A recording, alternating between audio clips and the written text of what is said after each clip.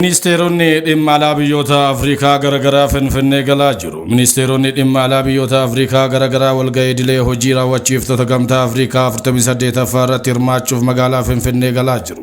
Haaluma kanaan ministeerri dhimma alaa Naajeeriyaa Yuusuf Maayitaamaa Tuugar, ministeera dhimma alaa fi tumsaa idila addunyaa Maalaawii Dr. Joorji Taabaatuulaa fi ministeera dhimma alaa Zaambiyaa Mulambo Hayambe magaalaa Finfinnee seenaniiru. Akkasumas ministeerri dhimma alaa Burundi fi ministeerri dhimma alaa Riippaabilika Koongoo Joon Kiliwaadee Gaakoosoo galgala kana Finfinnee galaniiru.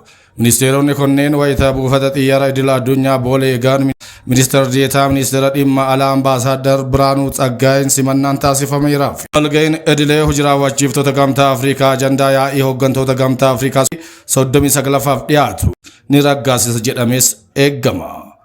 Daandiin qilleensaa Itoophiyaa galii doolaara biliyoona 4.4 argadhee jedhe. Daandiin qilleensaa Itoophiyaa baatiiwwan jaan darban galii doolaara biliyoona 4.4 argachuu isaa ibse.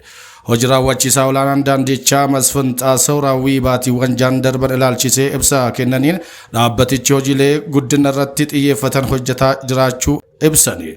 Walakkaa waggaatti bakka ga'umsa idila addunyaa 3 dabaluuf karoorfatee hojjechaa turuu eeruuni. Kanaanis gara Poortoo, Haanoo'ee fi Abu Daabiitti balalli haaraa eegaluu dubbatani. Kiiwwanni ga'umsa idila addunyaa 145 qabaachuu eerani. Biyya keessatti magaalota 23tti tajaajila balallii kennaa jiraachuu kan dubbatani. Baatiiwwan jaan darban keessaa maamiltoota miiliyoona 10.64 imalchiisuu himani. Dr. Geediyoon Xiimooxiyoos ministeera alaa fi tumsaa idila addunyaa Koot Diivaar waliin mari'atan. Ministeera dhimma alaa Dr. Geediyoon Xiimooxiyoos ministeera alaa fi tumsaa idila addunyaa Koot Diivaar kaabaa Niyaalee waliin mari'atan.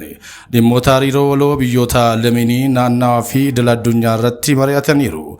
Kaabaa Niyaaleen walga'ii idilee hojii raawwachiiftota gamtaa Afrikaa 48ffaa fi yaa'ii idilee hooggantoota gamtaa Afrikaa 39ffaa irratti hirmaachuuf Finfinnee galuun isaanii ni beekama. Magaalaa Finfinneetti hoogganaa taanaa biiroo misoomaa fi bulchiinsa lafaa dabalatee namoonni 11 to'atamuun mana murtiitti dhiyaatan. Taanaa duraanii biiroo misoomaa fi bulchiinsa lafaa magaalaa Finfinnee dabalatee hooggantoonni fi hojjettoonni 11 poolisiin to'atamuun mana murtiitti dhiyaataniiru.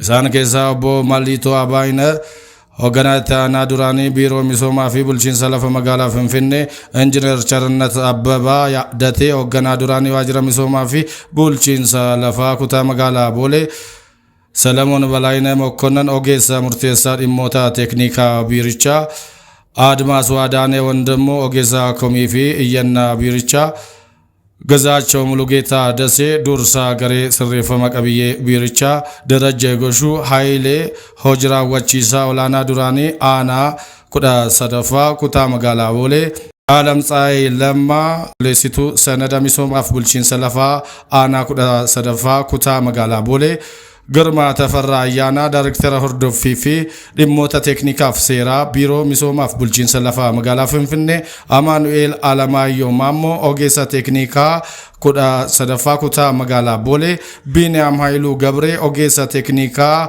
aanaa 13ffaa kutaa magaalaa Boolee, Abiyoot Juufaaree Baayisaa Daayirektara dhimmoota yakkaa biiroo misoomaa fi bulchiinsa lafa magaalaa Finfinnee kan turan to'annoo jalaa oolfamuun mana murtiitti dhiyaatanii qorannoo dabalataa fi beellamni yeroo gaafatamee fi qorannoo isaanii itti fufeera. Uummata kenname seeraan ala fayyadamuun shakkamane. Haaluma kanaan bara 2016 aanaa 13 kutaa magaalaa Boolee bakka addaa naannoo daandii xiyyaaraatti qabiyyee lafaa uummataa fi mootummaa pilaanii yeroo 9ffaa paarkii Adwaa qabame kan turee fi pilaanii yeroo kurnaffaa piroojeektii bakka magariisaa Window of Africa sadarkaa magaalaatti bakka aaraa galfii tajaajila uummataaf qabamee fi qabiyyee baankii lafaa keessa jiru sababa seeraa qabeessaan ala qabiyyee sanadaa hin qabne jechuun waldaa shariikaa gamtaa raabsaa simmintoo Yordaanos Zawudutti fi hiriyoota isaanii jedhamuuf lafa kaaree meetira 2,905 miidhaa birrii miiliyoona 1,168 fi 1,700 fi 1,020 afurii fi dhibba afurii fi shanitti tilmaamamu gaggeessuun hanga aanaa kutaa magaalaa fi biiroo misoomaa bulchiinsa lafaatiif bu'aan walitti hidhaman aangoo seeraan alaa fayyadamuun yakka malaammaltummaa cimaan shakkamaniiru.